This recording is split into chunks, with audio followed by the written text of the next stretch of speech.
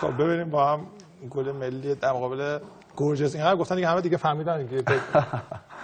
اگه برای ما هم برای این بازی ملی که کاپیتان ستار همدانی بودن. بله یه سری از بازیکن‌ها نبودن. فکر می‌کنم بازیکن پرسپولیس تو باشگاه آسیا بودن.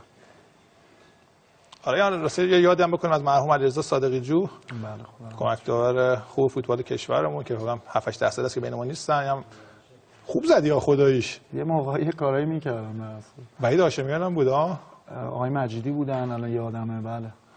بعد خوشحالی بعد از گل قبول بلد نبودی اصلا. نه واقعا. چون اینقدر کم گل می‌زدی یعنی البته این مال زمانیه که جمشیدی چرا با جی زدن در تو واحد سیار موقع جمشید.